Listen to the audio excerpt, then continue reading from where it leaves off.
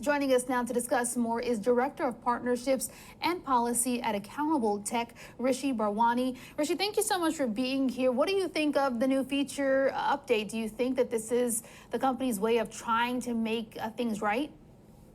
I think this is Facebook's way of trying to stave off regulation. This is a company who's had this internal research for years now. They are acutely aware of what their platform is doing to cause increasing rates of anxiety, depression among young people, that their platform is pushing content that steers young people struggling with anxiety and depression into body dysmorphia and eating disorders, and oftentimes demonstrating a means and providing them with content that steers them toward self-harm. And so this announcement, this rollout from Facebook is a PR play to try and save some grace. But if they were really interested in protecting young people, they would have made these changes to their platform years ago when they learned internally how harmful their platform was. So this to me is Facebook doing what Facebook has always done, which is too little, too late in an effort to save profits, not to protect communities and people. So in terms of understanding these features, and there's been a lot of the criticism I heard today around this is not really understanding what these features are or getting the details here. What do we know in terms of, whether parents will also get access to the feature? Can they control it? Not a ton, and I think it's because they're rushing these announcements out to try and save some grace. But I don't think it is responsible for the platform to put this onus now on parents when we know that kids are more tech savvy oftentimes than their parents are. Kids are oftentimes showing their parents how to use iPads, how to set up new accounts. So this idea that, well, now the responsibility is on parents and they're going to have to get notifications or monitor their children's use in a way when Facebook and Instagram is making it easy for kids to create fake accounts, to create accounts that are designed to avoid parental oversight seems a little bit backwards to me. Last week we were able to speak with a former Facebook data scientist on the company's algorithms practices. He actually worked on the algorithms. I want you to listen really quickly to what he had to say, and I'll have a question on the other side. And so I think that's where Congress needs to step in and say, you know what, there's a public health issue here with these algorithms. There's no incentive for these companies to do it themselves. It has to be Congress stepping in and passing a regulation that will kind of stop them from doing this kind of stuff. Would you agree with that notion that this is a public health issue, and would kind of his recommendation there, Congress stepping in, be the ultimate answer?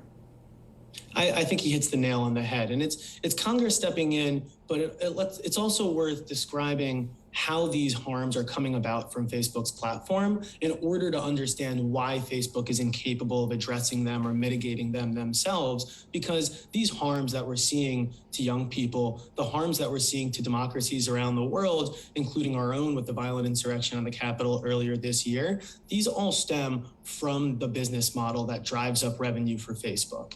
And so for us to mitigate those harms, we need to change that business model. We need to change the incentive structure. And Facebook's not going to do that themselves, because in order for them to change their algorithm, they're going to have to reduce profit. And we know they're not going to do that. We know that when faced with the choice of protecting communities, protecting democracy, advancing public health, or making an extra dollar, Facebook always chooses the extra dollar. They've done it time and time again. I want to get your thoughts on the kind of idea that social media platforms just put age limits on who can sign up for these apps. Do you think that's a solution? I don't think that's a solution. We've tried to put age limits on a whole host of noxious products, and it hasn't really worked before. But I think that tenor of the conversation is right, because Facebook is a noxious product.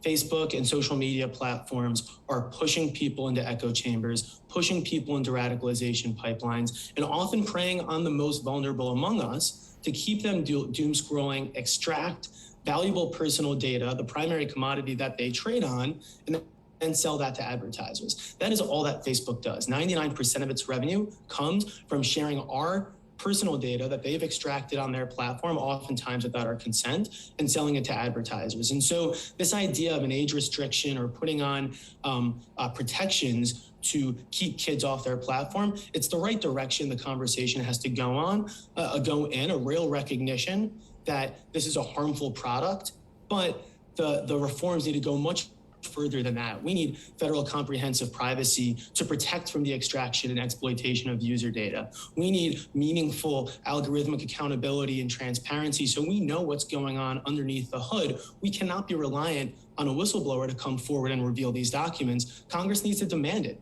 both through meaningful accountability and transparency measures and through a congressional investigation.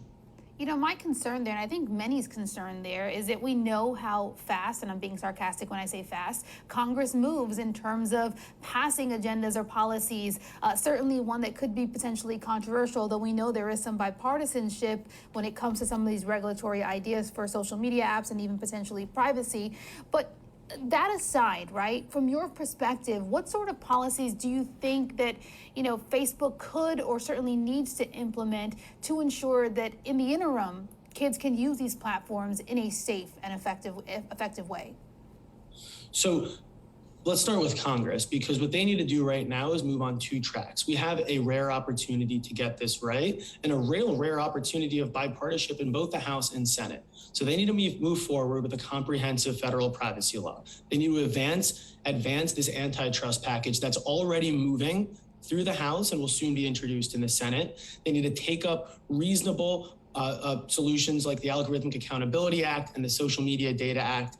And they need to launch a congressional investigation that uses subpoena power, something that's been called for in both chambers and by elected leaders of both members of Congress, so we can take stock, so we can fully capture the harms that this business model is driving and find the right answers, because you're right. Right now, there's so much about Facebook that we don't know, and the documents that Francis brought forward are only the tip of the iceberg. And so for me to sit here and speculate and try to tell Facebook how they can mitigate the harms of their platform, that's something that they're uniquely aware of, because they hide the ball. They cut off access to social media researchers who are looking into that exact question.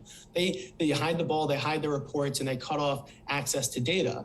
And so these are things that we need to demand. And once we have that information, then we'll really know how to protect kids, communities, and our democracy from these tools. Fair point there. Thank you so much for your insight and your time. Director of Partnerships and Policy at Accountable Tech, Rishi Bharwani. Thank you again.